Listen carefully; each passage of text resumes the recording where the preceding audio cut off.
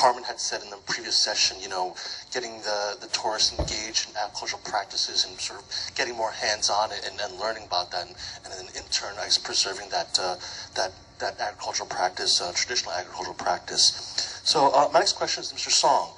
So how can tourism help raise awareness about sustainable agricultural practices? Yes, so thank you much, Paul.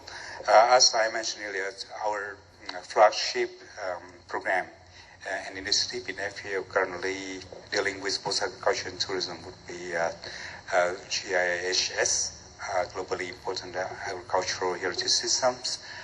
This is this initiative that was first established in 2002, so it's already 22 years back.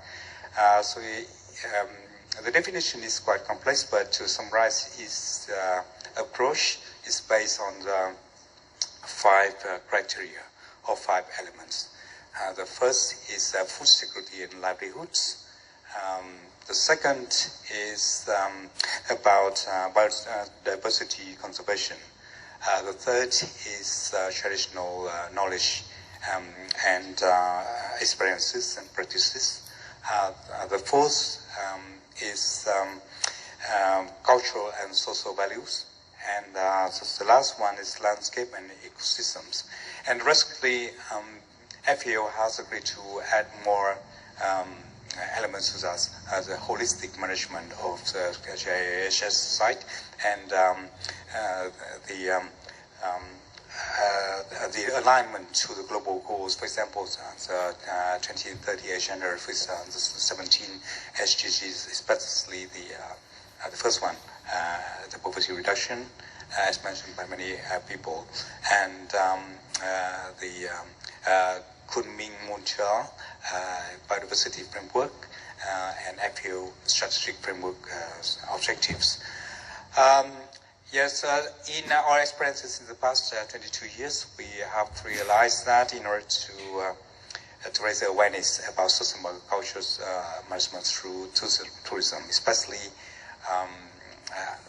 agro-tourism or eco-tourism, we may have a few ways.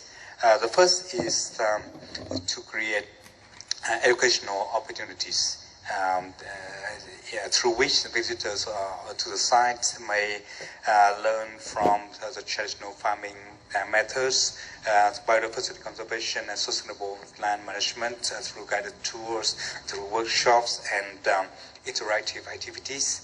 The second way is to promote cultural exchange, through which tourists can gain a deep understanding of the cultural and historical importance of sustainable agriculture, and they may develop the sense of responsibility to preserve those values, and in the long run they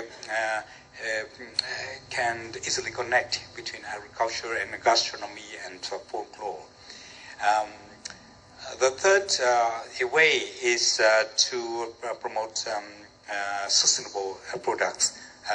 Here I'd like to mention the importance of how tourists can be exposed to and boost the sales of organic and locally made and sustainably farmed products. Then the fourth option would be to provide more economic incentives to sustainable agriculture and conservation. So the income generated from these tourism activities might encourage communities to invest in the more sustainable practices other than transitioning to potentially harmful agricultural practices. So, in a nutshell, we believe that by promoting the GIS program, we can showcase the values and the connections, the relationship between the two elements of tourism and agriculture, and we can in the meantime ensure the socio-economic well-being of the humankind.